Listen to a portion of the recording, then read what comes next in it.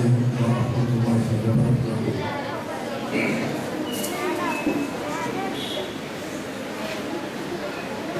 بسم الله الرحمن الرحيم. الحمد لله رب العالمين. والصلاة والسلام على سيدنا محمد النبي الأمين وعلى آله وصحبه أجمعين. أشهد أن لا إله إلا الله وحده لا شريك له وأشهد أن محمدا عبده ورسوله. رب اشرح لي صدري ويسر لي أمري واحلل عقدة من لساني يفقهوا قولي. رب زدني علما.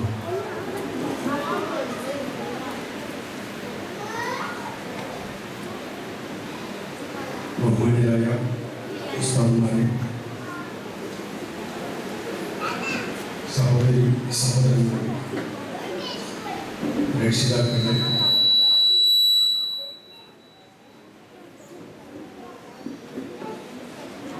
എൻ്റെ കൂട്ടുകാരായ വിദ്യാർത്ഥികളെ,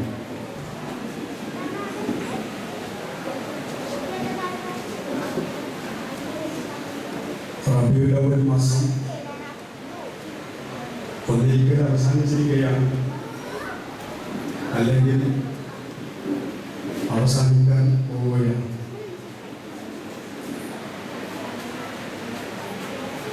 കുറേ വർഷങ്ങൾ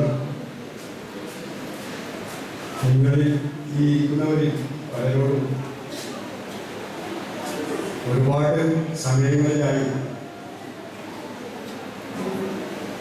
റബീഉൽ അവ്വൽ മാസത്തിലും അല്ലാതെയും പ്രവാചകനെ കുറിച്ച് ധാരാളമായി പറഞ്ഞു തന്നിട്ടുണ്ട്, നിങ്ങളെ കേട്ടിട്ടുണ്ട്.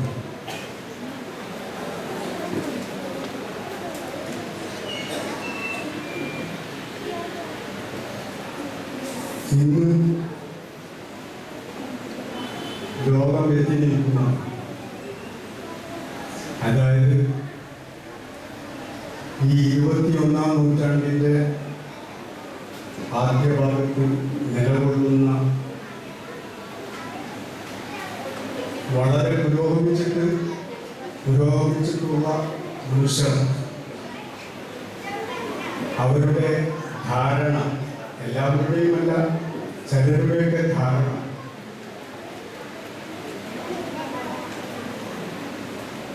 പ്രത്യേകിച്ച് ഒരു മതമോ അല്ലെങ്കിൽ ദൈവമോ ദൈവഗ്രന്ഥമോ പ്രവാചകനോ ഒന്നിൻ്റെയും ആവശ്യമില്ല.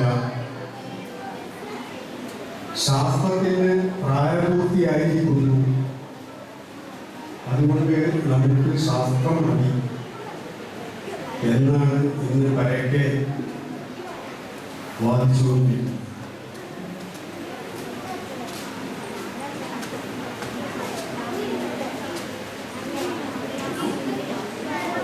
യഥാർത്ഥത്തിൽ മനുഷ്യൻ എന്താണ് ശാസ്ത്രത്തിലൂടെ നേടിയിട്ടുള്ളത് അല്ലെങ്കിൽ കണ്ടെത്തിയിട്ടുള്ളത്?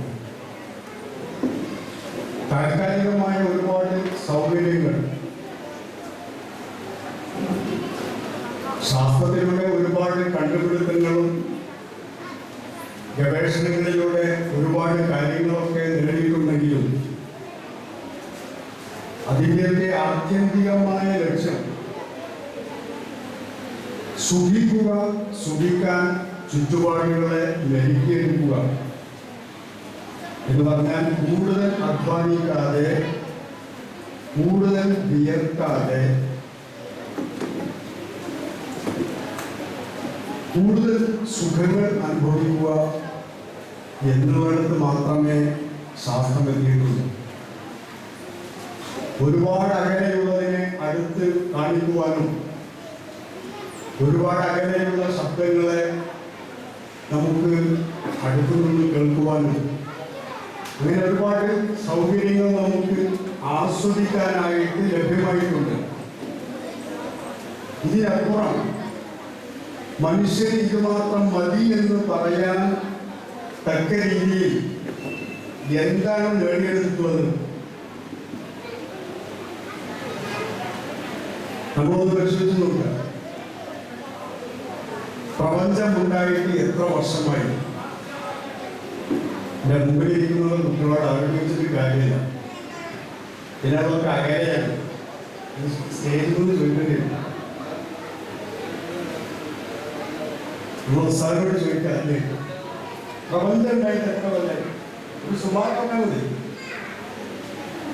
സുമാർ ശാസ്ത്രം പറയുന്ന ശാസ്ത്രത്തിന്റെ നിഗമനം അനുസരിച്ച് എത്ര വർഷമായിട്ട് പറഞ്ഞു? എന്തു പറയാം? ശാസ്ത്രവും എന്തു പറയാനായിട്ടാ പറഞ്ഞുകൊണ്ടിരിക്കുന്നത്. അവരിത് സത്യമാണ്, പരമമാണ്, ഇതിൽ അപ്പുറത്തൊന്നുമില്ല എന്ന് അവർക്ക് വാദമില്ല. അത് ലോകാവസാനത്തിന്റെ തൊട്ട് മുമ്പുള്ള ഒരു ശാസ്ത്രത്തിനെ പറയാൻ പറ്റുള്ളൂ. ഇനി ഇതിന്റെ അപ്പുറത്തൊന്നുമില്ല. ഏതാണ്ട് സുമാരോ ഒരാൾക്ക് ആൻസർ തരുന്നില്ല. 1370 കോടി വർഷമായിട്ടാണ് ശാസ്ത്രം പറയുന്നത്. അവരെ കരണ്ടതിനെ കഥവും പറഞ്ഞ സമാവാദികൾ അറുപ കാലത്ത റത്തത്തിനോർമ്മ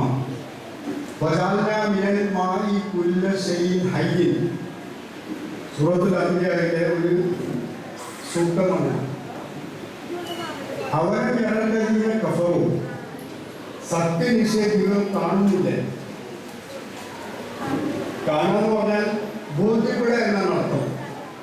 ഇപ്പൊ മാസം കാണുന്നതിനെ കുറിച്ചൊക്കെ നമ്മുടെ നാട്ടിൽ ഒരുപാട് സംശയങ്ങളൊക്കെ ഉണ്ടല്ലോ. ഇപ്പോഴും കണ്ണുകൊണ്ട് കാണണം, കണ്ടാൽ നിങ്ങൾ നോമ്പ് നോക്കുക, കണ്ടാൽ നിങ്ങൾ പെരുന്നാൾ ആഘോഷിക്കുക എന്ന് പറഞ്ഞാൽ കാണുക എന്നുള്ളത് ഈ കണ്ണുകൊണ്ട് തന്നെ കാണണം എന്ന് വാദിക്കുന്നവരുണ്ട് നമ്മുടെ നാട്ടിൽ. അവരാണ് ഭൂരിഭാഗം. ചില ആളുകൾ പറയുന്നത് കാണുക എന്ന് പറഞ്ഞാൽ ഇങ്ങനെ കണ്ണുകൊണ്ട് കാണില്ല, ബോധ്യപ്പെടുകയല്ല. അപ്പൊ 1400 വർഷം മുമ്പ് ഖുർആൻ ചോദിക്കുകയാണ്, സത്യനിഷേധികൾ കാണുന്നില്ലേ ഈ ആകാശങ്ങളും ഭൂമിയും ഒട്ടിപ്പിടിച്ച് നിൽക്കുന്ന ഏക കണമായിരുന്നു? പ്രപഞ്ചോത്പത്തിയെ കുറിച്ചുള്ള മഹാവിസ്ഫോടന സിദ്ധാന്തത്തെ സൂചിപ്പിക്കുന്നതാണ് ഈ സൂക്തം.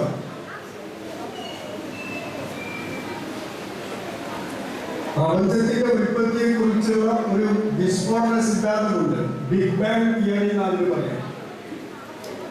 മഹാവിസ്ഫോടനം. അത് അന്ന് ചോദിക്കുന്നത് സത്യനിഷേധികൾ കാണുന്നില്ലേ എന്ന്. ഈ മഹാവിസ്ഫോടനത്തിൽ കഴിഞ്ഞ നൂറ്റാണ്ടിന്റെ അവസാന ഭാഗത്താണ് ഇതിനെക്കുറിച്ചുള്ള ആലോചന വരുന്നത്. അപ്പൊ ഖുർആൻ ചോദിക്കാൻ 14 നൂറ്റാണ്ട് മുമ്പ് സത്യനിഷേധികൾ കാണുന്നില്ലേ ഈ ആകാശങ്ങളും ഭൂമിയും ഒട്ടിപ്പിടിച്ചു നിൽക്കുന്ന ഏക കണമായിരുന്നു? അതിനെ നാം ഒരു വിസ്ഫോടനത്തിലൂടെ അതിങ്ങനെ ആകെ പൊട്ടിത്തെറിച്ചു, പല ഭാഗങ്ങളായി മാറി. ഈ സിദ്ധാന്തം പോലും കഴിഞ്ഞ നൂറ്റാണ്ടിന്റെ അവസാനത്തിലാണ് കാണാൻ അവർക്ക് ആലോചിക്കാൻ കഴിയുന്നത്. ഇപ്പൊ ചുരുക്കത്തിൽ ഞാൻ അതിനെ കുറിച്ചൊക്കെ പറയുന്നത്,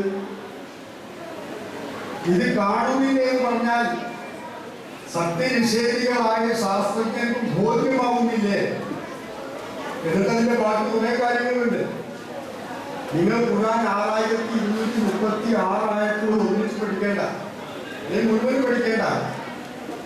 ഇന്ന് നമ്മുടെ വിഷയവുമായിട്ട്, അതായത് അന്ത്യപ്രവാചകരായ മുഹമ്മദ് മുസ്തഫ സല്ലല്ലാഹു അലൈഹി വസല്ലം തങ്ങളെ ഒരുപാട് കാലമായി നമ്മൾ പരിചയപ്പെട്ടുകൊണ്ടിരിക്കുന്നു. ഇന്ന് എന്തെങ്കിലും കുറച്ചുകൂടി പരിചയപ്പെടാൻ കഴിയുമോ എന്ന് നമ്മൾ അന്വേഷിക്കുകയാണ്. അത് അവസാനിക്കൂല. പണ്ട് പഠിച്ചതിനേക്കാൾ കൂടുതൽ എന്തെങ്കിലും ഒന്ന് കൂടുതൽ അന്വേഷിക്കാനും കണ്ടെത്താനും കഴിയുമോ എന്നാണ് നമ്മൾ ഇന്ന് അന്വേഷിക്കുന്നത്. അപ്പൊ അതിന്റെ ഭാഗമായി പ്രവാചകനെ കുറിച്ചാണ് നമ്മൾ ഈ പറയുന്നത്. ചുരുക്കത്തിൽ 1370 കോടി വർഷങ്ങൾക്ക് മുമ്പ് ഒരു മഹാവിസ്ഫോടനം നടന്നു. അതാണ് പ്രപഞ്ചത്തിന്റെ ഉൽപ്പത്തി. അങ്ങനെ ഇവിടെ എത്തി. ഇപ്പൊ AD 2021 നമ്മളിവിടെ നിലനിൽക്കണം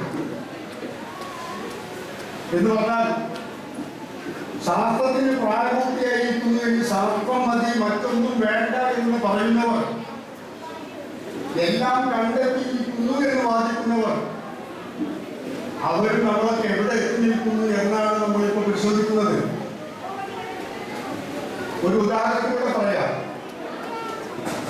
നമ്മുടെ ഇംഗ്ലീഷ് കലണ്ടർ 365 ദിവസം 12 മാസങ്ങളിൽ അതിന്റെ ജനുവരി 1 മുതൽ ഡിസംബർ അവസാനത്തെ മാസമായ അതിന്റെ അവസാനത്തെ ദിവസം ഡിസംബർ 31-ന് ആ 31-ന്റെ അവസാനത്തെ മണിക്കൂറിലാണ് മനുഷ്യൻ തന്നെ വരുന്നത്. ശരിക്കും മനസ്സിലാക്കണേ, കൂടുതൽ പ്രസംഗിച്ചെന്നുള്ള കാര്യമാണ്. ഒരു കലണ്ടറിന്റെ ജനുവരി 1 മുതൽ ഈ പ്രപഞ്ചത്തിന് തുടക്കം കുറിച്ചു. അങ്ങനെ 365-ാമത്തെ അവസാനത്തെ ദിവസത്തിന്റെ അവസാനത്തെ മണിക്കൂർ അർദ്ധരാത്രിയോടുകൂടെ അടുത്ത കൊല്ലം തുടങ്ങാം. ആ തുടങ്ങുന്നതിന്റെ അവസാനത്തെ ഒരു സമയത്ത് മനുഷ്യൻ വന്നു. ഈ മനുഷ്യൻ തന്നെ വന്നു കുറെ കഴിഞ്ഞു ഇപ്പോ നമ്മൾ എത്തി നിൽക്കുന്ന ഇടം എങ്കിൽ 365 ദിവസം നീണ്ടു നിൽക്കുന്ന ഈ പ്രപഞ്ചത്തിന്റെ അതിന്റെ ഉത്ഭവവും പരിണാമവും വളർച്ചയും വികസനവും ഇതൊക്കെയാണല്ലോ ഖുർആൻ ആവർത്തിച്ച് പറഞ്ഞുകൊണ്ടിരിക്കുന്നത്.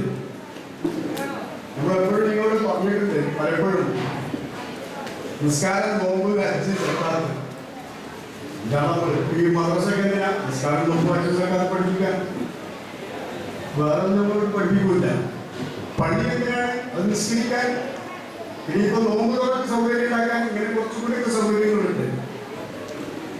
ശരി, എല്ലാം കൂടി 250 ആയത്ത് തികയില്ല. വേറെ ആയിരക്കണക്കിന് ആയത്തുകളിൽ എന്താ പറയുന്നത്? അവന് മനുഷ്യൻ ചില കാര്യങ്ങൾ അവനെ ബോധ്യപ്പെടുത്തണം. ആ ബോധ്യപ്പെടുത്താൻ ആവശ്യമായ കാര്യങ്ങളാണ് നിരന്തരമായി ചർവണം നടത്തി ആവർത്തിച്ച് ബോധ്യപ്പെടുത്തിക്കൊണ്ടിരിക്കുന്നത്. മനുഷ്യൻ അനുഭവിച്ച, കടന്നു വന്ന, തൊട്ട, അനുഭവിച്ച കാര്യങ്ങൾ തന്നെ നിഷേധിക്കുന്നവനോ മനുഷ്യൻ. ഞാനൊരു ഉദാഹരണം പറയാം, ഇത് മനസ്സിലാവുമെന്ന് എനിക്കറിയില്ല. ഒരു ഊരിൽ, ഈ ഊരിന്നൊക്കെ പറഞ്ഞ ആദിവാസി ഊരിന്നൊക്കെ കേൾക്കണം. ആ ഊരിനാണ് ഒരു ഭരണപ്രദേശം. അവിടെ അവർക്ക് എല്ലാവർക്കും സംവിധാനങ്ങളുണ്ടാവും. ആ പ്രദേശത്തുള്ള ആളുകൾക്ക് ജീവിക്കാനും അവരുടെ സൗകര്യങ്ങൾക്ക് വേണ്ടിയിട്ട് പല ഭരണ സംവിധാനങ്ങളും ഉണ്ടാവും. അവിടെ ഊരിൽ ഒരു മൂപ്പനുണ്ടാവും. അയാളാണത്തെ പ്രധാനമന്ത്രി അല്ലെങ്കിൽ മുഖ്യമന്ത്രി ഒക്കെ അയാൾ തന്നെയാണ്. അവിടെ ചില നിയമങ്ങളുണ്ടാവും. അതേപോലെ ഒരു ഊരിലെ നിയമം എന്താണെന്ന് അറിയോ? ഒരുപാട് നിയമങ്ങളുണ്ട്. ഏതെങ്കിലും ഒരു യുവതി, ഒരു സ്ത്രീ അവിഹിത ഗർഭം ധരിച്ചാൽ അത് പാടില്ല. അഥവാ നിയമം ലംഘിച്ചുകൊണ്ട് അവിഹിതമായ ഗർഭം ധരിക്കേണ്ടി വന്നാൽ, അത് ധരിച്ചുപോയി എങ്കിൽ ക്രൂരമായിട്ടുള്ള ശിക്ഷയാണ് കൊടുക്കാൻ. എന്താന്ന് പറയാ? കടപ്പുറത്ത് കൊണ്ടുപോവുക, എന്നിട്ട് ചെറിയൊരു ചങ്ങാടം ഉണ്ടാക്കുക. ആ ചങ്ങാടത്തിന്മേൽ ഇരുത്തിയിട്ട് ഒരേ ചോറും കൂട്ടാനും വളർന്നു വെച്ചിട്ട് തിരമാലയിലേക്ക് തള്ളിവിടും. ഇതാണ് ഇവിടുത്തെ നിയമം. ഒന്ന് ആലോചിച്ച് നോക്കുക. നമ്മളെല്ലാവരും ഇടയ്ക്ക് ഈ പെരുന്നാള് അല്ലെങ്കിൽ മറ്റു ആഘോഷ സമയങ്ങളിലൊക്കെ എവിടെയാണോ കടപ്പുറം തേടിയിട്ട് ചിലർ കോഴിക്കോട് അല്ലെങ്കിൽ ഇവിടെ പൊന്നാനി, ഇവിടെ കടപ്പുറത്ത് പോയിട്ട് ഇങ്ങനെ ആസ്വദിക്കും നമ്മൾ. കാരണം ഒരുപാട് ആസ്വദിക്കാനും ഒരുപാട് പഠിക്കാനും ഒരുപാട് ചിന്തിക്കാനുണ്ട്.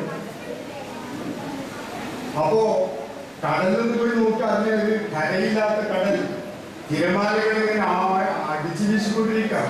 ആ തിരമാലയിലേക്ക് തള്ളിവിടും.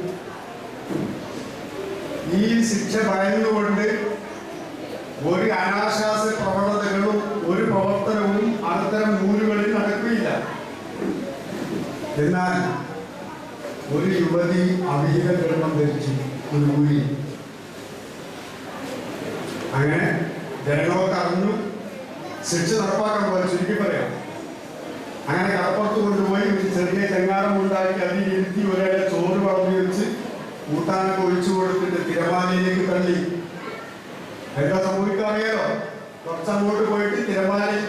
മുങ്ങി ചത്തുപോകും.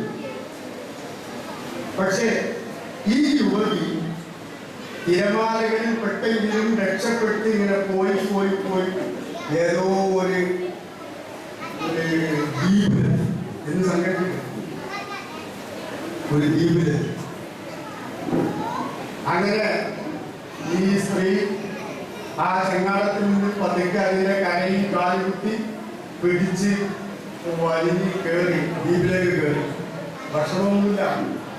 ഒരുപാട് ദിവസങ്ങൾക്ക് ശേഷം ആണ് അവിടെ എത്തിപ്പെടുന്നത്. അങ്ങനെ ഭയങ്കര വിശപ്പ്. അപ്പൊ നോക്കുമ്പോൾ ഒന്നുമില്ല, ഭക്ഷണമൊന്നുമില്ല. ഭക്ഷണം ഇല്ലാതെ പിന്നെ മരിക്കലല്ലോ, ജീവൻ നിലനിൽക്കാനുള്ള അന്വേഷണം ഉണ്ടാവും. അങ്ങനെ കാട്ടിൽ കയറി നോക്കുമ്പോൾ ഒരുപാട് കാട്ടിലെ കളികളികൾ, പിന്നെ കിഴങ്ങു വർഗ്ഗങ്ങൾ, അതൊക്കെ എടുത്ത് ഭക്ഷണം ഉണ്ടാക്കി അവരുടേതായ ആ സ്ത്രീയുടേതായ ഭാവനയിലുള്ള ഭക്ഷണം ഉണ്ടാക്കി പഴങ്ങളൊക്കെ പറിച്ചിങ്ങനെ തിന്നു ഏതാണ്ട് സുഖമായി ജീവിച്ചുകൊണ്ടിരിക്കുന്നു. അങ്ങനെ ഗർഭിണി പൂർണ്ണ ഗർഭമായി നല്ല ഒരു എല്ലാം തികഞ്ഞ നല്ലൊരു ആൺകുട്ടിയെ പ്രസവിച്ചു. ആദ്യം അമ്മ മാത്രമായിരുന്നു, പിന്നെ ഈ കുട്ടിയും ഉണ്ടായി. അങ്ങനെ ആ കുട്ടിയെ മഴ കൊടുത്തു, മഴപ്പാട് കൊടുത്തു, ഒരുപാട് ലാളിച്ചു വളർത്തി, ഇങ്ങനെ വളർത്തി കൊണ്ടുവന്നു.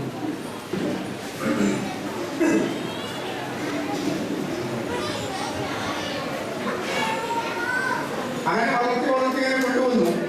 ഏതാണ്ട് 5, 6, 7 വയസ്സായി. അപ്പൊ അമ്മയോടൊപ്പം നടക്കാൻ തുടങ്ങി. അങ്ങനെ കാട്ടിലെ പഴങ്ങൾ തേടി പോകുന്നതിനിടയ്ക്ക് ഒരു നല്ലൊരു പഴം കണ്ടു ഒരു മരത്തിൽ. അത് പറിക്കാൻ നോക്കുമ്പോൾ കൈകൊണ്ട് എത്തുന്നില്ല. അപ്പൊ ഈ അമ്മ ഒരു തോട്ടി കിട്ടി. കൈകൊണ്ട് അതിന് തോട്ടി കിട്ടുന്നത് നമ്മള് ചില ആളുകൾ കൈകൊണ്ട് എത്തുന്നതിനും തോട്ടി കിട്ടും. നമ്മുടെ കൂട്ടത്തിൽ ചില ആളുകൾക്ക് അങ്ങനെയുണ്ട്, കൈകൊണ്ട് എത്തുന്നതാ, പക്ഷെ നമ്മൾ തോട്ടി കിട്ടും. അതിന് അർത്ഥക്കാരെ വിശദീകരിക്കുന്നില്ല. അപ്പൊ അവരെ തോട്ടി കെട്ടി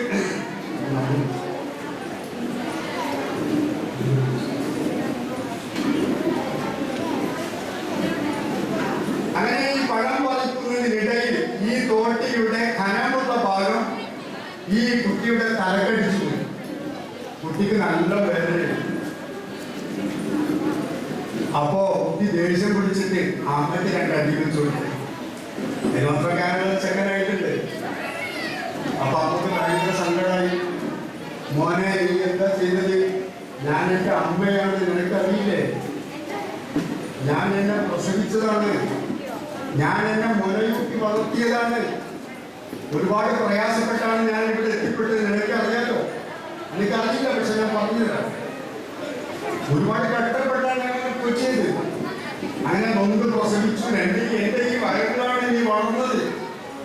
ഞാനാണ് എന്നെ പ്രസവിച്ചത്, ഞാനാണ് എന്നെ മുലയൂട്ടി വളർത്തിയത്, ഞാനാണ് നിനക്ക് ഭക്ഷണം തന്ന് എന്നെ പരിപാലിച്ച് ഈ അവസ്ഥയിലേക്ക് എത്തിച്ചത്. ഈ അമ്മയെ നീ തല്ലുകയാണോ എന്ന് ചോദിക്കുമ്പോ ഈ കുട്ടിക്ക് എങ്ങനെ മനസ്സിലാവും? ഉമ്മയാണ് പ്രസവിച്ചത്, അമ്മയാണ്, അമ്മയുടെ വയറ്റിലാണ് ഞാൻ ഉണ്ടായത്, അമ്മയാണ് പ്രസവിച്ചത്, അമ്മയാണ് മുല കൂട്ടി വളർത്തിയത്. എങ്ങനെ മനസ്സിലാവും? എന്തൊക്കെ മനസ്സിലാവും?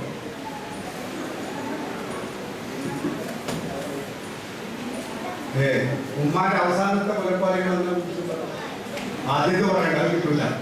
അവസാനം കുറിച്ചതെന്നാ ഇവിടെ പറയുകയില്ല. കുടിച്ചില്ലേ? കുടിച്ചിട്ട് പറയുകയില്ല. ഉമ്മയെ ഗർഭം ധരിച്ചത്, ഉമ്മയെ പ്രസവിച്ചത്, ഉമ്മയെ വളർത്തിയത് ഈ കുട്ടിക്ക് എങ്ങനെ ബോധ്യപ്പെടും? നമുക്കെങ്ങനെ ബോധ്യപ്പെടുന്നത്? നമുക്കെങ്ങനെ ബോധ്യപ്പെടുന്നത്? നമുക്ക് വേറെ ആളെ കണ്ടതുകൊണ്ട് ബോധ്യപ്പെടുകയാണ്. നമ്മുടെ ഭാര്യമാർക്ക് ഗർഭമുണ്ടാവുന്നു, ഉമ്മക്ക് ഗർഭമുണ്ടാവുന്നു, പ്രസവിക്കുന്നു, അങ്ങനെ നമുക്ക് ബോധ്യപ്പെടുക. ഒരു അമ്മ കുഞ്ഞ് മാത്രമുള്ള ലോകത്ത് ഈ കുട്ടി എങ്ങനെ ബോധ്യപ്പെടുത്തുന്നു? ഞാൻ പറഞ്ഞുകൊണ്ട് വരുന്നത്, ശരിക്കും അനുഭവിച്ച് തൊട്ട് അറിഞ്ഞ കാര്യം മനുഷ്യന് ബോധ്യപ്പെടില്ല.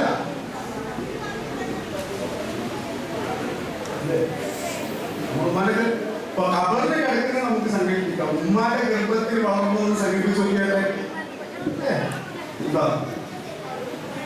നമുക്ക് അതിനോട് മനസ്സിലേക്ക് ഓടി വരില്ല. ഖബറിൽ കിടക്കുന്ന രീതിയാണ് നമ്മൾ ഒരുപാട് ആൾ ഖബറിൽ കിടക്കുന്നുണ്ട്. അപ്പോ മനുഷ്യൻ തൊട്ടറിഞ്ഞ അനുഭവിച്ച കാര്യങ്ങൾ പോലും നിഷേധിക്കുന്ന മനുഷ്യൻ അവന്റെ ഈ പഞ്ചേന്ദ്രിയങ്ങൾക്ക് ഗോചരമല്ലാത്ത കണ്ണുകൊണ്ട് കാണാൻ കഴിയാത്ത, കൈകൊണ്ട് തൊടാൻ പറ്റാത്ത, ചെവി കൊണ്ട് കേട്ട് മനസ്സിലാക്കാൻ പറ്റാത്ത, മനസ്സുകൊണ്ട് സങ്കല്പിക്കാൻ കഴിയാത്ത സൃഷ്ടാവായ അല്ലാഹു സുബ്ഹാനഹു വ തആല എങ്ങനെ മനുഷ്യനെ ബോധ്യപ്പെടുത്തും?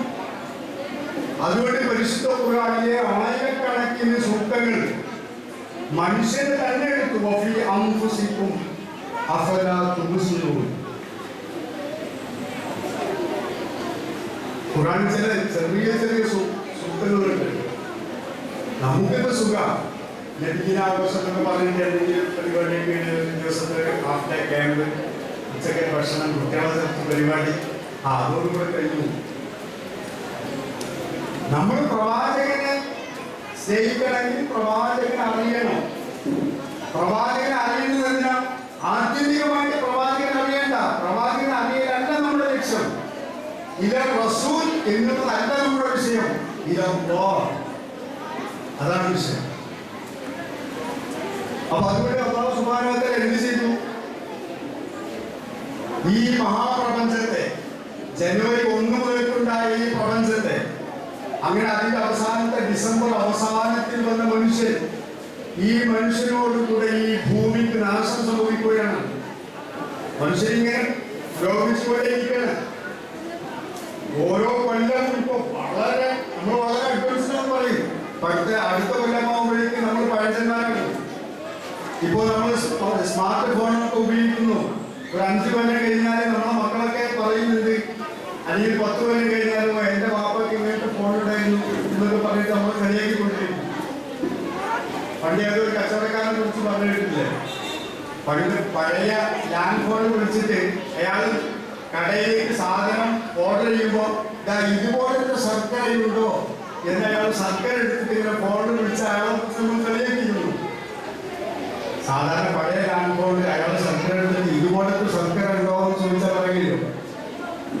ഇതുപോലത്തെ സാധനം കാണാനില്ലോ. ഇന്ന് നമുക്ക് ഇതുപോലത്തെ കാണിച്ചു കൊടുക്കാൻ പറ്റുമോ? കേട്ടോ, കുറഞ്ഞ കാലങ്ങൾ കൊണ്ട് മാറി. ഇനി അപ്പുറത്ത് എന്തൊക്കെയാ വരാനിരിക്കുന്നത്?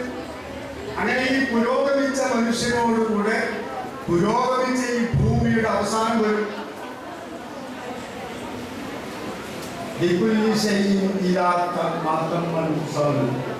അതാണ് ഏതൊരു വസ്തു അതിന്റെ പൂർണ്ണതയിലെത്തുമ്പോൾ അതിന് തകർച്ച സംഭവിക്കും.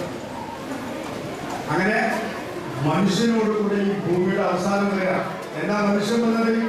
ഡിസംബർ 31 അവസാനത്തെ നിമിഷത്തിൽ ഈ മനുഷ്യനാ പറയുന്നത് എല്ലാം കണ്ടെത്തിയിരിക്കുന്നു, ശാസ്ത്രത്തിന് പ്രായപൂർത്തിയായിരിക്കുന്നു, ഇനി ദൈവം വേണ്ട, മതം വേണ്ട, പ്രവാചകൻ വേണ്ട, ഒന്നും വേണ്ട.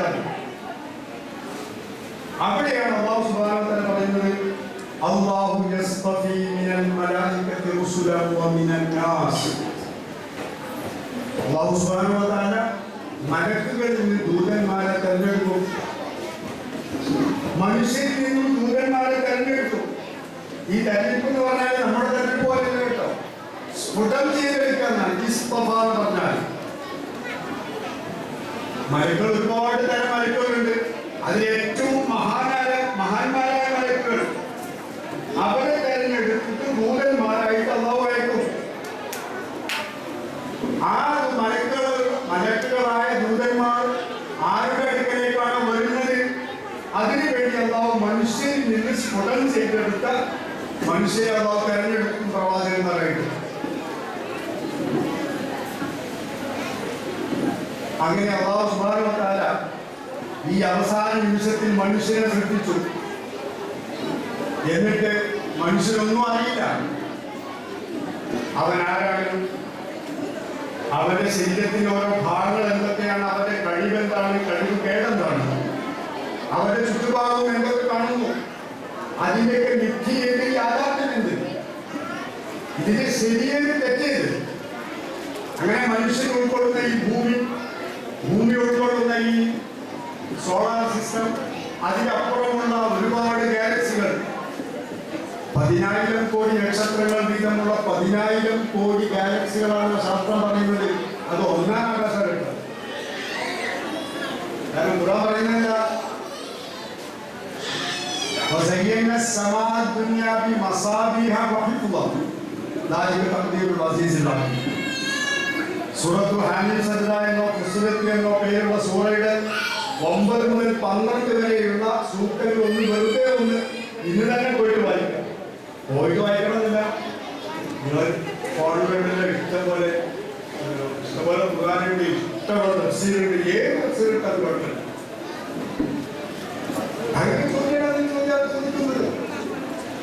قل أئنكم لتكفرون بالذي خلق الأرض في يومين وتجعلون له أندادا ذلك رب العالمين وجعل فيها رواسي من فوقها وبارك فيها وقدر فيها أقواتها في 4 أيام سواء للسائلين ثم استوى إلى السماء وهي دخان فقال لها وللأرض ائتيا طوعا أو كرها قالتا أتينا طائعين فقضاهن 7 سماوات في يومين وأوحى في كل سماء أمرها وزينا السماء الدنيا بمصابيح وحفظا ذلك تقدير العزيز العليم.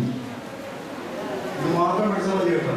ഇതിന്റെ ആവർത്തനാണ് ഇനി വേറെ ആയത്തുകളിലും സൂക്തങ്ങളിലൊക്കെ വരുന്നത്.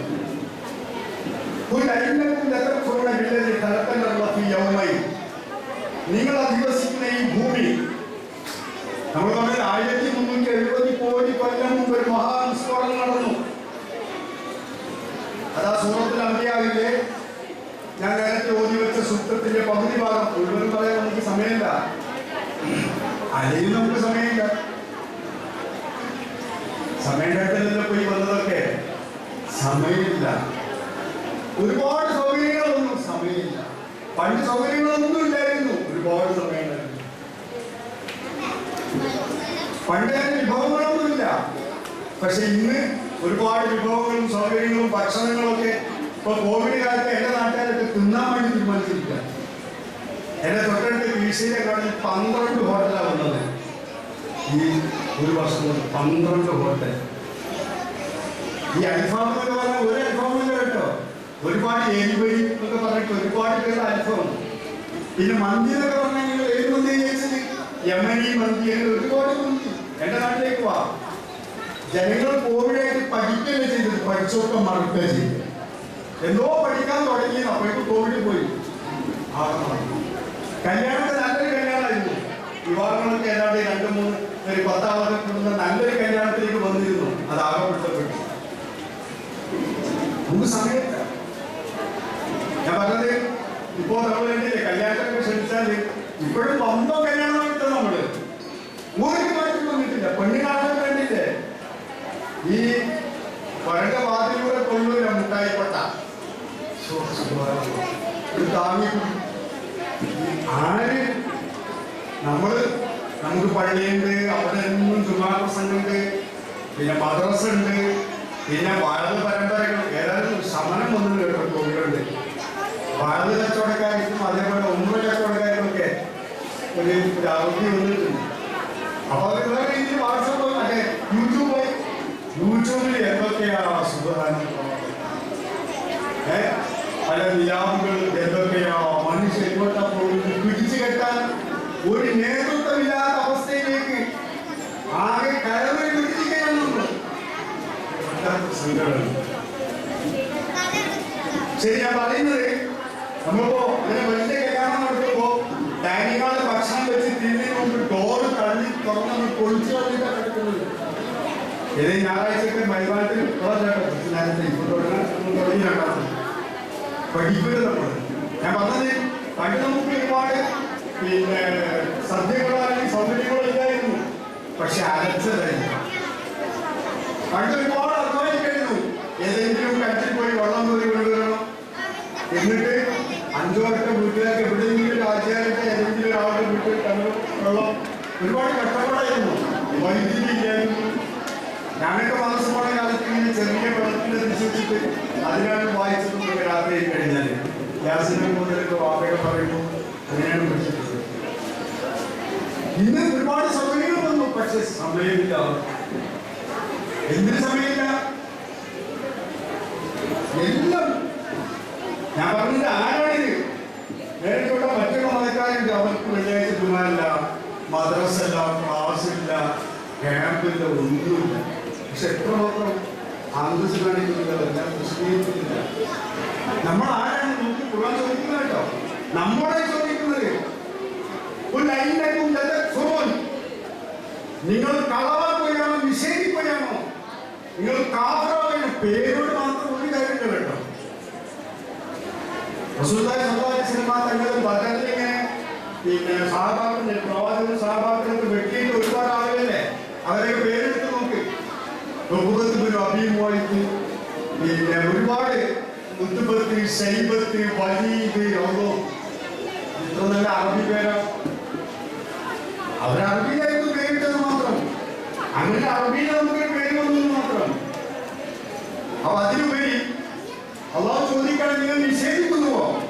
ഈ ഭൂമിയെ 2 ദിവസം കൊണ്ട് സൃഷ്ടിച്ചു. എന്നിട്ട് അന്താൻ നിങ്ങൾ ഒരുപാട് നിങ്ങളുടെ സ്വാർത്ഥ താല്പര്യങ്ങളെ ആരാധിച്ചുകൊണ്ട് ഒരുപാട് അള്ളാഹുവിന് സമന്മാരെ ഉണ്ടാക്കുകയാണോ? നിങ്ങൾ അള്ളാഹുവിന്റെ ഇച്ഛകൾക്ക് അനുസരിച്ചാണോ ജീവിക്കുന്നത്? നിങ്ങളുടെ ഇച്ഛക്കനുസരിച്ചാണോ?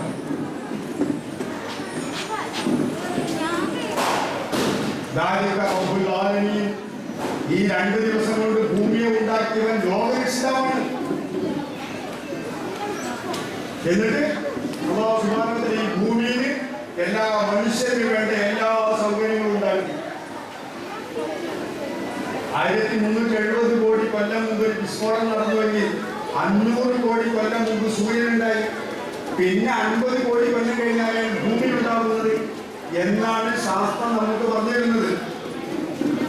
ഈ ഭൂമിയുടെ കാര്യം പറയുന്നത് അങ്ങനെ 450 കോടി കൊല്ലങ്ങൾക്ക് മുമ്പ് ഭൂമി ഉണ്ടായി. പിന്നെ ഒരുപാട് കൊല്ലങ്ങൾക്ക് ശേഷം അവസാനം ഒരുപാട് സൗകര്യങ്ങളൊക്കെ ഉണ്ടാക്കി. എല്ലാ സൗകര്യങ്ങളും ഇതില് രാത്രിയും പകലും ഉണ്ടായി. അതിനുള്ള സംവിധാനങ്ങളെല്ലാം ഉണ്ടാക്കി. അത് കൃത്യമായിട്ട് സൂര്യന്റെ കറക്കം ഇപ്പോ സൂര്യൻ തെക്കോട്ടാണ് പോയിക്കൊണ്ടിരിക്കുന്നത്. നവംബർ, ഡിസംബർ, ജനുവരി ആകുമ്പോഴേക്കും നല്ല തണുപ്പുണ്ടാവും. അത് ഏപ്രിൽ, മെയ് മാസമാകുമ്പോഴേക്കും വടക്കായിരിക്കും സൂര്യൻ ഉണ്ടാവുക. ആ രീതി ഭൂമിയെ സംവിധാനിച്ചു അല്ലാഹു. എന്നിട്ട് ഭൂമി ശരിയാതെയും അറിയാതിരിക്കാൻ വേണ്ടി മരങ്ങൾ സ്ഥാപിച്ചു, ആണികൾ സ്ഥാപിച്ചു, എല്ലാ ഭക്ഷണ പദാർത്ഥങ്ങളും ഉണ്ടാക്കി. ഈ 4 ദിവസങ്ങളിലായി 2 ദിവസം കൊണ്ട് ഭൂമി ഉണ്ടാക്കി. മനുഷ്യന് വേണ്ടി സൗകര്യം ഉണ്ടാക്കാൻ വേണ്ടി 4 ദിവസം എടുക്കും. അപ്പൊ 6 ദിവസമായി. എന്നിട്ട് കുടുംബസ്ഥമായി പിന്നെ അവൻ ആകാശം ഉണ്ടാക്കാൻ വേണ്ടി തീരുമാനിച്ചു. വലിയ ദുഃഖാനും അതൊരു പുക പടലമായിരുന്നു, പുകയായിരുന്നു. നേരത്തെ പറഞ്ഞതോ അതൊരു പുകയായിരുന്നു. ആകാശം കണ്ടൊരു പുകയായിരുന്നു. എപ്പോഴായിരിക്കും പുകയുണ്ടാകാം? ആ മഹാവിസ്ഫോടനം നടന്ന സമയത്ത് ഒരു ഏകകണ സിദ്ധാന്തമുണ്ടല്ലോ, അതാണ് ബിഗ് ബാങ് നേരത്തെ സൂചിപ്പിച്ച.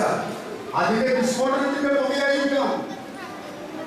കുറെ കാലങ്ങൾക്ക് ശേഷം ഒരുപാട് നെബുലകൾ വന്നു. സയൻസ് പഠിക്കുന്ന കുട്ടികൾക്കുണ്ടായിരുന്നു.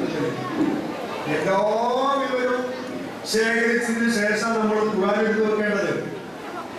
ആദ്യം നമ്മൾ ജോഗ്രഫി പഠിക്കണം. നമ്മൾ എവിടെയെല്ലാം അറിയണം, ഭൂമിയുടെ ഏത് ഭാഗത്തെല്ലാം അറിയണം. ഭൂമിയെ ശരിക്കും നമുക്ക് മനസ്സിലാക്കാൻ കഴിയണം. എല്ലാ അർത്ഥത്തിലും സമുദ്രത്തെ കുറിച്ച് പഠിക്കണം, അതിന്റെ ഓരോ ഭാഗങ്ങളെ കുറിച്ച് പഠിക്കണം. ശരി, അള്ളാഹു പിന്നീട് എന്ന് പറഞ്ഞാൽ ഭൂമി ഉണ്ടാക്കിയതിന് ശേഷമല്ല. പിന്നെ പറയുകയാണെങ്കിൽ ആകാശം ഉണ്ടാക്കാൻ വേണ്ടി അള്ളാഹു തീരുമാനിച്ചത് പുകയായിരുന്നു. അങ്ങനെ ആകാശം ഉണ്ടാക്കി. ഭൂമിയോടും ആകാശങ്ങളോടും അള്ളാഹു പറഞ്ഞു, ഒന്നിക്കൽ നിങ്ങൾ സ്വമേധയാ അല്ലെങ്കിൽ നിർബന്ധിതരായി എന്റെ അടുക്കൽ വരണം, എന്നെ അനുസരിക്കണം. കാലത്താ ഭൂമിയും ആകാശവും പറഞ്ഞു, അത്തൈന തോയയും ഞങ്ങളിതാ സ്വമേധയാ കീഴ്പ്പെട്ട് അനുസരിച്ച് വന്നിരിക്കുന്നു എന്ന് പറഞ്ഞു.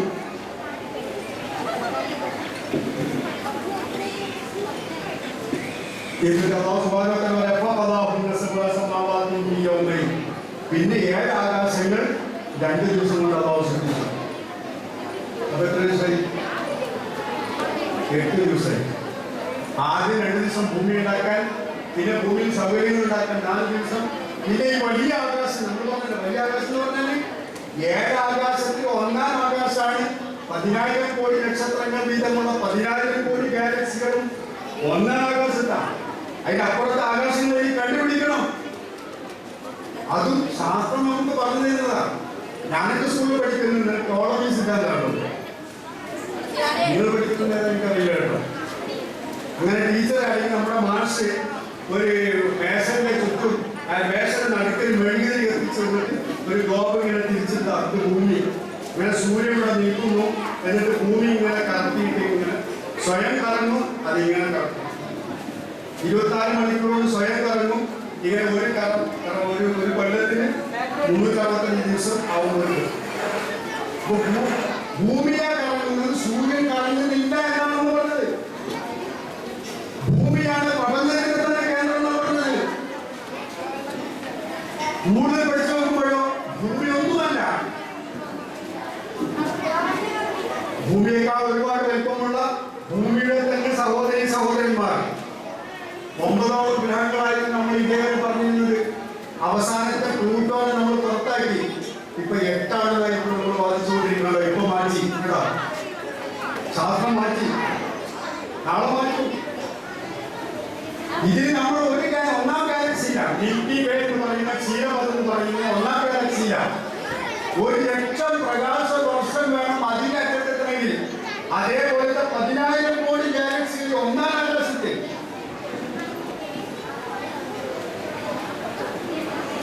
അപ്പൊ 8 ദിവസമായി. നിങ്ങൾ ഖുർആൻ പരിഭാഷയൊക്കെ വായിച്ചിട്ട് നോക്കി എന്തെങ്കിലും സംശയം വന്നില്ലല്ലോ. സംശയമില്ലാത്തതുകൊണ്ടാ പഠിക്കാത്തതുകൊണ്ട്. ഒരു ക്ലാസ്സിൽ നമ്മൾ ക്ലാസ് എടുത്തുകൊണ്ടിരിക്കുമ്പോൾ ചോദ്യം ചോദിക്കുന്നത് ഏത് കുട്ടിയായിരിക്കും? ഏത് കുട്ടിയെ ചോദിക്കാൻ? സംശയം പഠിച്ച കുട്ടികൾ, പഠിക്കുന്ന കുട്ടികളെ ചോദിക്കാം. അപ്പൊ 8 ദിവസം ഖുർആനിലെ ഈ വൈരുദ്ധ്യം നിങ്ങൾ ഇന്നവരെ കണ്ടില്ല. ഇപ്പൊ വായിക്കണ്ടേ? ഖുർആൻ ഓതുകയാണ്. മെച്ചോട്ട് ഏതെങ്കിലും വീട്ടിലിങ്ങനെ പോകുമ്പോ എന്റെ നാട്ടിലൊക്കെ മയ്യത്തോടു കൂടെ തന്നെ പിന്നെ എന്താ പറയാ ഉച്ചഭാഷയുടെ സെറ്റോടുകൂടെ വരാം. മയ്യത്തിന് വീട്ടിൽ വെച്ച് ആരും മരിക്കില്ല. വീട്ടിൽ വെച്ച് ആരും മരിക്കില്ല. സ്വന്തം അവനവനുണ്ടാക്കിയ ആ വീടിന്റെ ഉള്ളിൽ മക്കളുടെയൊക്കെ മുമ്പിൽ നിന്ന് മരിക്കാനുള്ളതാണ്. അതുകൊണ്ട് വലിയ കാര്യം ഉണ്ടായിട്ടല്ല കേട്ടോ. എന്നാലും സങ്കല്പിച്ച് നോക്കാം. ഇതൊക്കെ ആശുപത്രിയിൽ ചിലപ്പോൾ മരിച്ചിട്ടും കുറെ വെന്റിലേറ്ററിൽ കിടത്തി അല്ലെങ്കിൽ നേഴ്സുമാരൊക്കെ ഇടിച്ച് അങ്ങനെയൊക്കെ കൊല്ലുന്നത്. രോഗികൾക്ക് ഉപയോഗിക്കില്ലേ? അത്യാസന്ന നിലയില് മരിക്കാൻ കിടക്കുന്ന രോഗിയോട് എങ്ങനെ പെരുമാറണം, എന്ത് ചൊല്ലിക്കൊടുക്കണം, എന്ത് പറയണം എന്നൊക്കെ ഇസ്ലാം പഠിപ്പിച്ചിട്ടുണ്ട്. അത് നമ്മൾ ഒഴിവാക്കിയിട്ട് ആശുപത്രിക്കാരെ ഏൽപ്പിച്ചതാണ്. അങ്ങനെ ഓരോ ശ്വാസത്തിനും പൈസ, അങ്ങോട്ട് വലിക്കാൻ പൈസ, ഇങ്ങോട്ട് കിട്ടാൻ പൈസ. അതാ വെന്റിലേറ്ററിന്റെ അവസ്ഥ കേട്ടോ. ഞാൻ മരിച്ചിട്ടോടെ കിടക്കുന്നതിന് വേണ്ടിയില്ല. നിങ്ങൾ ഉമ്മാനോടോ ഉപ്പാനോടോ സ്നേഹമായിട്ടല്ല, അവര് പണത്തിന് സ്നേഹിച്ചുകൊണ്ടാണ്. അപ്പൊ ചുരുക്കത്തിൽ ഈ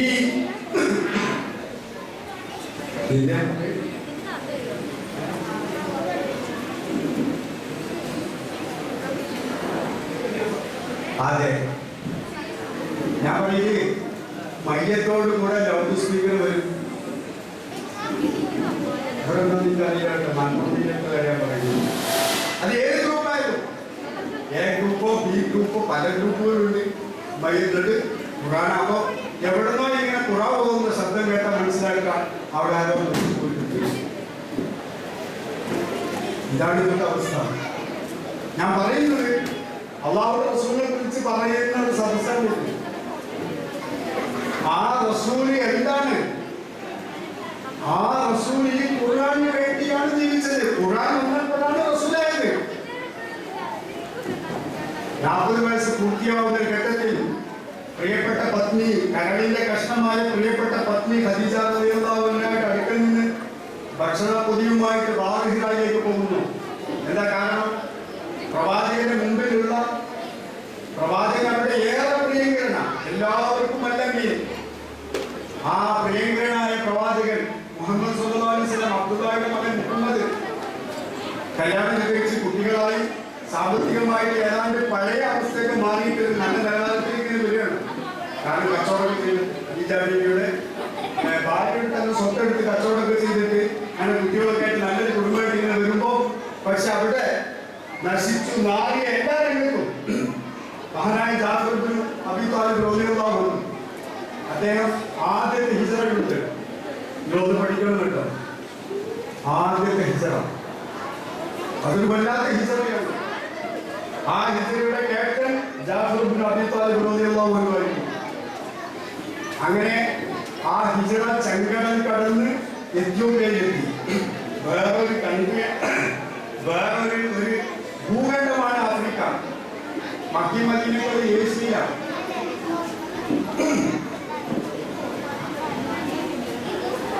അങ്ങനെ ചെങ്കടൽ കടന്ന് എത്യോപ്യയിലെത്തി. നജാഷി രാജാവിന്റെ സന്നിധിയിലെത്തി. അദ്ദേഹം രണ്ടു കൂട്ടരെയും വിസ്തരിച്ചിരിക്കാം. അവരെത്തുമ്പോഴേക്ക് രാജാവിന്റെ അടുക്കിലേക്ക് സമ്മാന പൊതികളുമായി മക്കയിലെ ഖുറൈശികൾ ആളെ പറഞ്ഞിട്ടുണ്ട്. ആ സമ്മാനം സ്വീകരിച്ചുകൊണ്ട് ഇവരെയൊക്കെ ഒന്നിരിക്കൽ കഠിനമായി ശിക്ഷിക്കണം, അല്ലെങ്കിൽ ഇവരെ നാട്ടിലേക്ക് പറഞ്ഞേക്കണം, ഇവിടെ അഭയം കൊടുക്കുന്നത് അവരുടെ ആവശ്യം. അങ്ങനെ രാജാവിന് മുമ്പിൽ ദർബാറിൽ അവർ ഒരുമിച്ച് കൂട്ടി. എന്നിട്ട് അവരോട് ചോദിച്ചു ഓരോ ചോദ്യങ്ങൾ. നജാഷിക്ക് യാഥാർത്ഥ്യം അറിയണം. എന്താണ് നിങ്ങളുടെ പ്രവാചകൻ, നിങ്ങൾ ഏതൊരു ആദർശത്തിലാണെന്ന് അവർക്ക് അറിയാം, അയാൾക്ക് അറിയണം, അദ്ദേഹത്തിന് അറിയണം. അദ്ദേഹം ഒരു ക്രിസ്തീയ രാജാവാണ്. അപ്പോൾ ജാഫർ ഇബ്നു അബീ ത്വാലിബ് റളിയല്ലാഹു അൻഹു വിശദീകരിക്കുന്നുണ്ട്, ഞങ്ങൾ ആരായിരുന്നു പണ്ട്? കുന്ന അജ്ഹല ജാഹിലിയ്യ, ഞങ്ങൾ ഒന്നും അറിയാത്ത തനി വിവരദോഷികളായിരുന്നു. ജാഹിലിയ്യത്തിലെ ഏറ്റവും വലിയ വിവരദോഷികളായിരുന്നു ഞങ്ങൾ. ഇത് പറയുമ്പോ മക്ക മദീനക്കാർ അറബികൾ മോശമായി കാണുന്നത് കേട്ടോ. നമുക്കിവിടെ അങ്ങനെ ഏർപ്പാട്. അങ്ങനെ അക്ഷരം അറിയാത്ത നിരക്ഷരന്മാരുടെ കൂട്ടത്തിലേക്ക് ഖുർആൻ വന്നു എന്നൊക്കെ പറഞ്ഞിട്ട് നമ്മൾ എന്ത് ചെയ്യും? പ്രവാചകനെ തന്നെ നിരക്ഷരനാക്കി. അതിന് വേറെ ചർച്ച ചെയ്യാം. ഖുർആൻ തന്നെ ഉമ്മി എന്നൊക്കെ പറയുന്നുണ്ട്. അതൊന്നും പറഞ്ഞപ്പോൾ മനസ്സിലാവില്ല. നമ്മളൊരു LKG ക്ലാസ്സിലൊക്കെ ഈ വിഷയത്തിൽ നമ്മൾ ഉള്ളൂ, ഞാനടക്കാം. അപ്പൊ അവർക്ക് മനസ്സിലാക്കാൻ വേണ്ടിയാണ് പിന്മാറുന്നത്. ഈ അറബികൾ എന്ന് പറഞ്ഞാൽ നിങ്ങൾക്കറിയാലോ, ഈ ചേർമാൻ പെരുമാള് മക്കയിലേക്ക് പോയിട്ട് ഇസ്ലാം വിശ്വസിച്ചു എന്ന് പറയുന്നുണ്ട്. പോകാൻ കാരണം എന്തായിരുന്നു? ഒരുപാട് കാരണങ്ങൾ പറയുന്നുണ്ട്. അത് ഏറ്റവും പ്രധാനപ്പെട്ട കാരണം ഹുദൈബിയ സന്ധിയുടെ കാലഘട്ടത്തിൽ റസൂലുള്ളാഹി സ്വല്ലല്ലാഹു അലൈഹി വസല്ലം തങ്ങൾ എല്ലാ രാജാക്കന്മാർക്കും കത്തയച്ചുകൊണ്ടിരുന്നു. കാരണം ഒരു 10 വർഷത്തെ സന്ധിയുടെ സമാധാനത്തിന്റെ കാലഘട്ടമായിരുന്നു. ആ സന്ധി കരാറ് വെച്ചവർ തന്നെയാണ് പൊളിച്ചു കളഞ്ഞത്. അതുകൊണ്ടാണ് വേറെ യുദ്ധത്തിന് കോപ്പുമുട്ടേണ്ടി വന്നത്. പക്ഷെ യുദ്ധം നടന്നില്ല, സന്ധി അവർ തന്നെ പൊളിച്ചത്. അപ്പോ ആ സന്ധിയുടെ സമാധാനത്തിന്റെ കാലഘട്ടത്തിൽ റസൂലുള്ളാഹി സ്വല്ലല്ലാഹു അലൈഹി വസല്ലം തങ്ങൾ എല്ലാ രാജാക്കന്മാർക്കും കത്തെഴുതി. അതായത് കേരളത്തിലെ ഇവിടെ കൊടുങ്ങല്ലൂർ രാജാവിന് ചേരമാൻ പെരുമാളും കത്ത് കിട്ടിയതിന്റെ അടിസ്ഥാനത്തിലാണ് പോയത് എന്ന് റിപ്പോർട്ടുണ്ട്. 1. 2, അതിനു മുമ്പ് ഈ അറബികളെന്നൊക്കെ പറഞ്ഞാല് നമ്മളിപ്പോ കുട്ടികളുടെ പരിപാടിയിലേക്കൊക്കെ എത്രയോ കൊല്ലങ്ങളായി ഞാൻ തന്നെ 15 കൊല്ലങ്ങളോട് പറഞ്ഞുകൊണ്ടേയിരുന്നു, ഇപ്പോഴും പറയുന്നു. അല്ല മാറ്റമുണ്ട്, എനിക്ക് മാറ്റമുണ്ട്. ഈ റബീഉൽ അവ്വലിൽ അറബികളെ ചീത്ത പറയാൻ വേണ്ടി ഉപയോഗിക്കുക എന്നുള്ളതല്ല നമ്മൾ മനസ്സിലാക്കേണ്ടത്. അവരൊരു പെണ്ണിന്റെയും മര്യാദയുടെയും ആളുകളായിരുന്നു, മദ്യത്തിന്റെ ആളുകളായിരുന്നു, യുദ്ധത്തിന്റെ ആളുകളായിരുന്നു. അതൊക്കെ ശരിയാണ്. അതോടൊപ്പം അന്ന് ലോകത്ത് ഏറ്റവും ഉൾക്കിട്ട സമൂഹമായിരുന്നു അവർ. അന്ന് ലോകത്തിന്റെ വ്യാപാരം നിയന്ത്രിച്ചിരുന്ന അവരായിരുന്നു. ഈ കൊടുങ്ങല്ലൂർ മുസ്ലിം എന്ന് പറയുന്നത് ചരിത്രം വായിച്ചു നോക്കുക. അങ്ങനെ അവർ ഈ വഴി അവര് സിലോണിലേക്ക് പോകും. ഇന്നുള്ള സിലോൺ, അന്നത്തെ സിലോണ് സറന്ദീപ് എന്ന് പറയാം, ശ്രീലങ്ക. എന്ന് പറയുന്ന സ്ഥലം, സിലോൺ അല്ലെങ്കിൽ സറദ്വീപ്, അവിടെ അടക്കം അവർ പോയിട്ട് കേരളത്തിലടക്കം എല്ലാ സുഗന്ധവ്യഞ്ജനങ്ങളും സ്പൈസസ് അവർ ശേഖരിക്കും. കുരുമുളക്, ഇഞ്ചി, ചന്ദനം, ഏറ്റവും വില പിടിക്കുന്നത്. എന്നിട്ട് ഇവിടെ നിന്ന് കപ്പൽ മാർഗം, കൊളംബസ് അമേരിക്കയിലെത്തുന്ന കപ്പൽ മാർഗമാണ് ഇന്ത്യയിലേക്ക് വന്നത്. അതൊക്കെ 1492 കൊളംബസ് അമേരിക്ക. അതിനൊക്കെ മുമ്പായി പറയുന്നത്, അതിന്റെ മുമ്പ് പ്രവാചകൻ വരുന്നതിന് മുമ്പ് ഈ അറബികൾ നമ്മുടെ കേരളത്തിൽ വന്ന്, ഇന്ത്യയിൽ വന്നു. ഇവിടുത്തെ നല്ല നല്ല മൂല്യമുള്ള സാധനങ്ങൾ ജിദ്ദയിൽ വെച്ച് അവർ ശേഖരിച്ചു. അങ്ങനെ മക്കായിലേക്കും പരിസരത്തേക്കൊക്കെ അവർ കൊണ്ടുപോയി എന്നിട്ട് അവരൊന്ന് വേർതിരിച്ചു. യൂറോപ്പിലേക്ക് വേണ്ട സാധനങ്ങൾ ഏത്, യമൻ ഭാഗത്തേക്ക് വേണ്ട, യമൻ എന്ന് പറയുമ്പോൾ യമൻ നോക്കരുത്, ഇന്ന് കാണുന്ന UAE അടക്കമുള്ള ഒരുപാട് പ്രദേശങ്ങൾ, ആ ഭാഗത്തേക്ക് വേണ്ട സാധനങ്ങൾ എന്തൊക്കെ വേർതിരിച്ചു. അങ്ങനെ വലിയ പാട്ടങ്ങളാക്കി ഒട്ടം പുറത്ത് വെച്ചിട്ട് അവർ 2 യാത്രയാണ്. റഹിലത്തെ ശിതായി വസ്വൈ لإيلاف قريش إيلافهم رحلة الشتاء والصيف. 2 യാത്രയോട് അവരെ ഇണക്കി ചേർത്തതിന് വേണ്ടി അല്ല, വീണ്ടും അവരെ ഇണക്കി ചേർത്തതിന് വേണ്ടി 2 തവണ ആവർത്തിച്ച് പറയുന്നു. എന്ന് പറഞ്ഞാൽ കച്ചവടമാണ് അവരുടെ ജീവിതം നിയന്ത്രിച്ചിരുന്നത്. അറബി നമുക്കറിയാം, അവിടെ ഫലങ്ങളൊന്നുമില്ല, വളരെ ഒന്നുമില്ലാത്ത വരണ്ട മരുഭൂമി. എന്നാൽ അവർ സുഭിക്ഷമായിട്ട് ലോകത്തിലെല്ലാ ഫലവർഗ്ഗങ്ങളും പഴവർഗ്ഗങ്ങളും എല്ലാ തുണിത്തരങ്ങളും എല്ലാം അവർ വേണ്ട സ്ഥലത്ത് അവരേക്ക് ശേഖരിക്കുന്നു. അതിന് അവർ കച്ചവടം നടത്തുന്നു. അങ്ങനെ ലോക വ്യാപാരം നിയന്ത്രിച്ചിരുന്ന ആളുകൾ, അറേബ്യയിൽ സാഹിത്യ സാമ്രാജ്ഞികൾ, മാത്രമല്ല കാഴ്ച അവിടെ നിലനിൽക്കുന്നത് കൊണ്ട് എല്ലാ രാജ്യക്കാരുമായിട്ട് പരിചയമുള്ളവർ. അന്ന് ലോകത്തെ ഏറ്റവും മുന്തിയവരായതുകൊണ്ട് ആ മുന്തിയ ജനതയുടെ മധ്യത്തിലേക്ക് റസൂൽ സല്ലല്ലാഹു അലൈഹി വസല്ലം തങ്ങൾ നിയോഗിക്കുന്നു.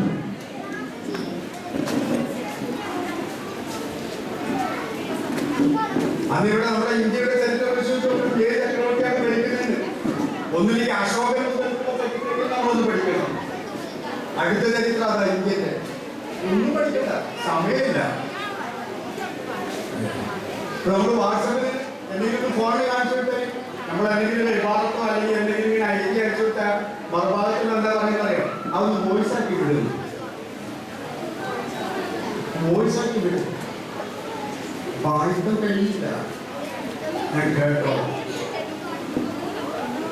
ഖുർആൻ ഇസ്മായിൽ അല്ല ആദ്യം പറഞ്ഞത്, ഇത്ര തന്നെ.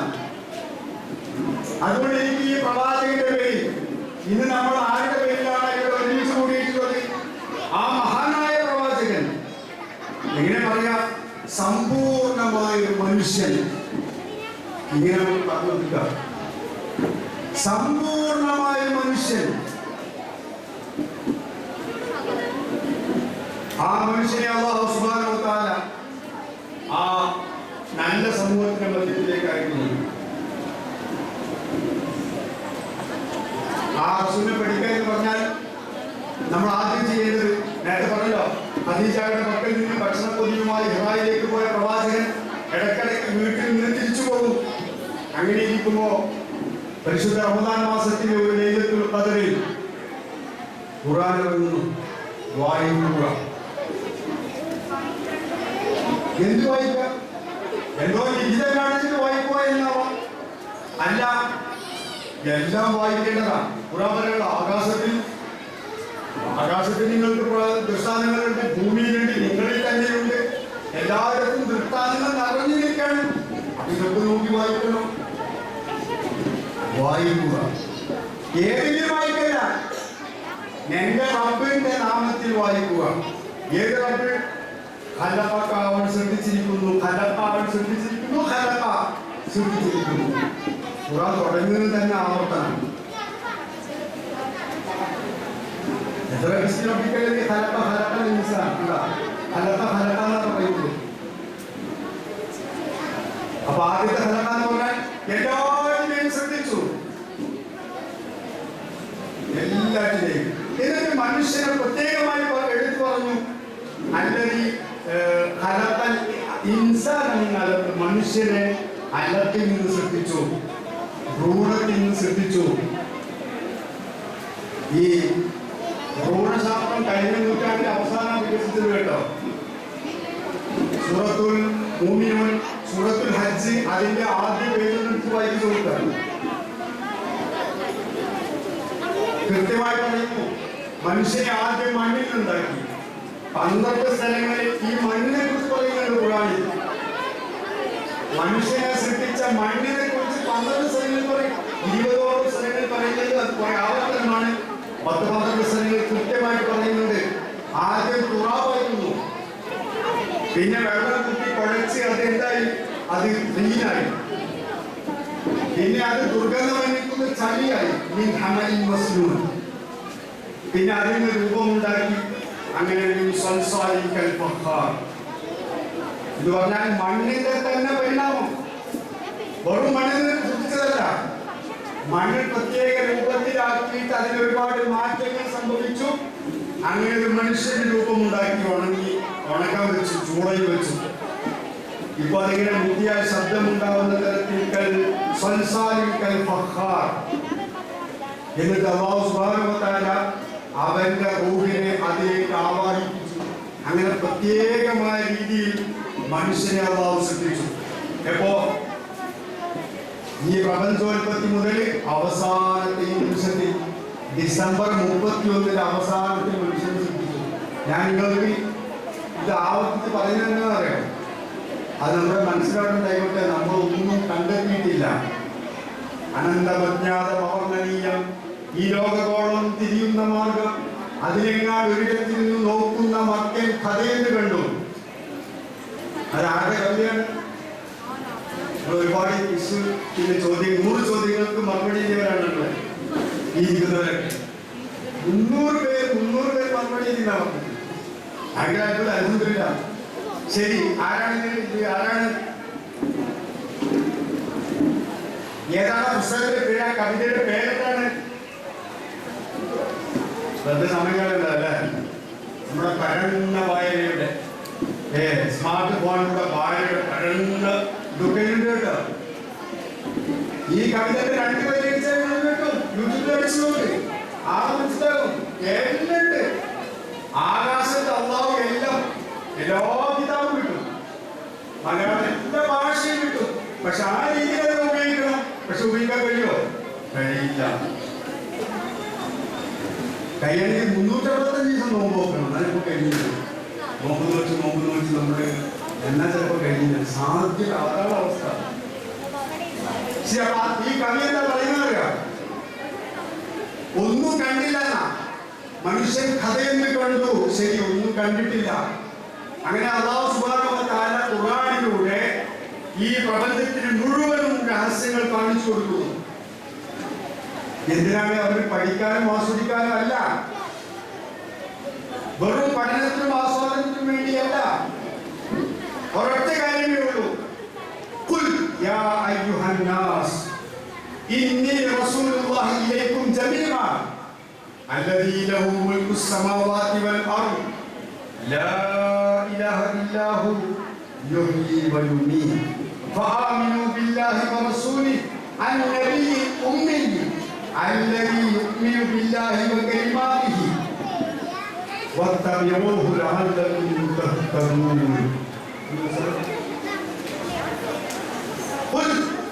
നബിയെ തങ്ങൾ പ്രഖ്യാപിക്കണം. നബിയെ തങ്ങൾ പ്രഖ്യാപിക്കണം. യാ അയ്യുഹൻ നാസ്, ഏ മനുഷ്യരെ, ഈ പ്രപഞ്ചത്തിന്റെ ഉൽപ്പത്തി മുതൽ അവസാന നിമിഷം വന്ന മനുഷ്യരെ. പ്രപഞ്ചത്തിന്റെ അവസാനമല്ല കേട്ടോ, നമ്മുടെ ഈ ഭൂമിയുടെ അവസാനം. പ്രപഞ്ചത്തിന് അവസാനം ഉണ്ടാവില്ല.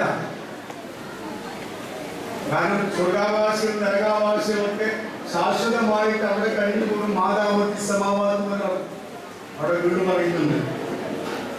ഒരുപാട് പഠിക്കാനുണ്ട്, ഒന്നും നമ്മൾ പഠിച്ചിട്ടില്ല.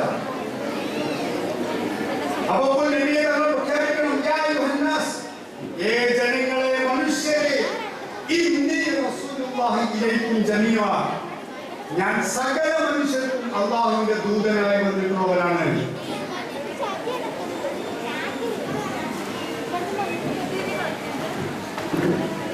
ഇനി മനസ്സിലായില്ല. ഇന്നി റസൂലുള്ളാഹിയിലേക്കും ജമീഅ, ഞാൻ മുഴുവൻ മനുഷ്യരിലേക്കും ദൂതനായി വന്നിട്ടുള്ളവനാണ്, അള്ളാഹുവിന്റെ ദൂതനായി വന്നിട്ടുള്ളവനാണ്. ജമീഅ ഏതാണ് അള്ളാഹു? ലഹു മാ ഫിസ് സമാവാതി വമാ ഫിൽ അർദ്, വാനഭുവനങ്ങളിലുള്ളതെല്ലാം അള്ളാഹുവിൻ്റെതാകുന്നു. ഈ ആകാശഭൂമിയാണ് ഏതാണ്ട് രൂപം കിട്ടിയില്ല, ചെറിയ ഭൂമി. ഈ ഭൂമി സോളാർ സിസ്റ്റത്തിലെ ഒരു ചെറിയ ഭാഗം കേട്ടോ. നമ്മൾ നേരത്തെ പറഞ്ഞ ഈ ആകാശം ഒന്നാം ആകാശം, അതിന്റെ അപ്പുറത്ത് ഒരുപാട് ആകാശങ്ങൾ പറയുന്നുണ്ട്. അതിനപ്പുറത്ത് അർശ്, കുർസി, ലൗഹ്, കലമ്, പിന്നെ ആലമുൽ ജബറൂത്ത്, ആലമുൽ മലക്കൂത്ത്, ആലമുൽ അംറ്, എന്തൊക്കെ കിടക്കുന്നതെന്ന് പറയുന്നത്. ഇതെല്ലാം അല്ലാഹുവാണ് സൃഷ്ടിച്ചത്. എന്നാൽ സൃഷ്ടിച്ച് വെറുതെ വിട്ടതല്ല, എല്ലാം അവന്റെ ആധിപത്യത്തിലാണ്. ബിയദിഹി മലകൂതു കുല്ലി ശൈഇൻ വഇലൈഹി തുർജഊൻ. മനസ്സിലാക്കാം. ഓ ചൂറോളല്ല യാസി കഴിഞ്ഞല്ലോ, എന്നാ മനസ്സിലാക്കാം. ബിയദിഹി മലകൂതു കുല്ലി ശൈഇൻ വഇലൈഹി തുർജഊൻ. ഈ ഒരൊറ്റ തുണ്ടം നമ്മെ സ്വാധീനിച്ചാൽ മതി, ഈ ഒരു കഷ്ണമായിട്ട് നമ്മെ സ്വാധീനിച്ചാൽ മതി. അവന്റെ കൈവശമാണ് എല്ലാറ്റിന്റെയും ആധിപത്യം. വൈലൈഹി തുർജഊൻ, അവങ്കലേക്ക് നിങ്ങൾ മടക്കപ്പെടും, നിങ്ങൾ മടക്കപ്പെടും, അള്ളാഹുവിലേക്ക് മടക്കപ്പെടും. അത് മാത്രം ആലോചിച്ച് നോക്കാം. അങ്ങനെ അള്ളാഹു എല്ലാം അവന്റെ അധീശാധിപത്യത്തിൽ ഒതുക്കി വെച്ചു. അതിന്റെ എല്ലാറ്റിന്റെയും ആകാശഭൂമികളുടെ ഉടമസ്ഥനായ അള്ളാഹു, ആ അള്ളാഹുവിന്റെ ദൂതനാണ് ഞാൻ. എന്താ പറയാനുള്ളത് നിങ്ങളോട്? ഏത് ദൗത്യവുമായിട്ടാണ് ഞാൻ വന്നത്? ഏത് ദൂതുമായിട്ടാണ് ഞാൻ നിങ്ങളുടെ അടുക്കലേക്ക് അള്ളാഹുവിനെ പറഞ്ഞയച്ചത്? ലാ ഇലാഹ ഇല്ലാഹു, അവനല്ലാതെ ഇലാഹില്ല, അവനല്ലാതെ ഇലാഹില്ല. അതാണ് ആദ്യത്തെ മനുഷ്യൻ ആദം നബി അലൈഹിസ്സലാം മുതൽ എല്ലാ പ്രവാചകന്മാരും പറഞ്ഞിട്ടുള്ളത്. ഈ പ്രപഞ്ചം മുഴുവൻ അതിന് സാക്ഷി നിന്നുകൊണ്ടിരിക്കണം. അതുകൊണ്ട് നിങ്ങൾ ഖുർആൻ പഠിക്കണം, ഈ ആയത്ത് പ്രത്യേകമായി പഠിക്കണം. ഈ വാനഭുവനങ്ങളുടെ ഉടമസ്ഥനായ അല്ലാഹു, അവനാണ് എന്നെ പറഞ്ഞയച്ചിട്ടുള്ളത്. എന്താണ് നിങ്ങളോട് പറയാൻ ഏൽപ്പിച്ചത്? ലാ ഇലാഹ ഇല്ലാഹു, അവനല്ലാതെ ഇലാഹില്ല എന്ന്. ഒന്നും അറിയാത്ത അള്ളാഹുവിനെ കുറിച്ച് നമുക്ക് മനസ്സിലാക്കാൻ കഴിയില്ല. നേരത്തെ പറഞ്ഞല്ലോ, പരലോകത്തെ നമുക്ക് മനസ്സിലാക്കാൻ കഴിയില്ല. നമ്മെ കുറിച്ച് നമുക്കറിയില്ല, നമ്മുടെ ആത്മാവിനെ കുറിച്ച് അറിയില്ല, നമ്മുടെ മനസ്സിനെ കുറിച്ച് അറിയില്ല, ഒന്നും അറിയില്ല. അതുകൊണ്ട് അള്ളാഹു തന്നെ, സൃഷ്ടാവായ അള്ളാഹു തന്നെ പറഞ്ഞു തരണം. അതുകൊണ്ട് പറഞ്ഞു തന്നുകൊണ്ടിരിക്കുകയാണ്, കൃത്യമായിട്ട് പറഞ്ഞു തന്നുകൊണ്ടിരിക്കുകയാണ്. എന്താ പറയുന്നത്? ഇതാ അള്ളാഹുവാണ് നിന്റെ സൃഷ്ടാവ്, അവനല്ലാതെ ഇല്ലാഹില്ല എന്ന് പ്രവാചകൻ ഓതി തരുന്നു. മാത്രമല്ല, പ്രപഞ്ചം ഓതിക്കൊണ്ടേയിരിക്കുന്നു. അൽ കൗനു ഖുർആനും സ്വാമിക്കും, അൽ ഖുർആനും കൗനും നാദിക്കും.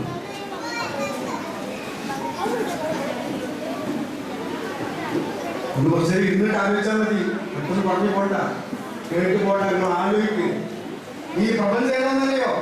അത് സംസാരിക്കാത്ത ഒരു പ്രപഞ്ചം. അതെങ്ങനെ പറയുന്നില്ല, കാണിച്ചു തരുന്നു. സംസാരിക്കില്ല, മനുഷ്യന് മാത്രമേ സംസാരമുള്ളൂ. ഖുർആൻ എന്ന് പറഞ്ഞാൽ ഈ പ്രപഞ്ചം എന്ന് പറഞ്ഞാൽ സംസാരിക്കാത്ത ഒരു ഖുർആനാണ്. ഖുർആനോ അത് സംസാരിക്കുന്ന ഒരു പ്രപഞ്ചം.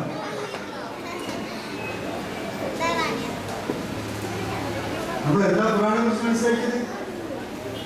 ഞാൻ പറയുന്നത്, ഈ എബ്രാഹിം മുസ്ലിംകൾക്ക് ഈ ഖുർആന്റെ തുടക്കത്തോടു കൂടെയാണ് അള്ളാഹുവിന്റെ റസൂൽ റസൂലാക്കുന്നത്.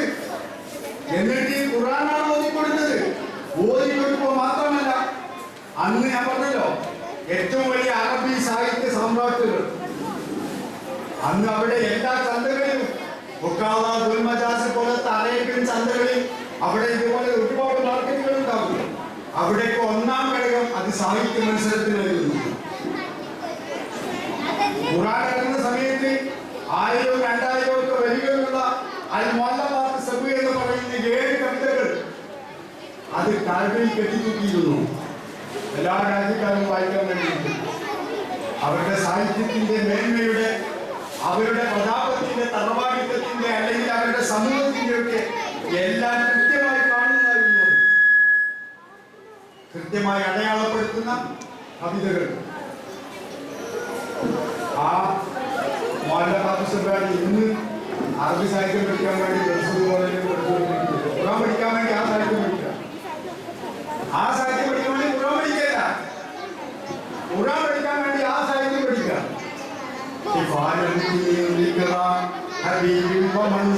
അതിലേക്ക് അർത്ഥം പറഞ്ഞിട്ടല്ല, ഇവിടെ ഒന്നും പറയാൻ പറ്റില്ല.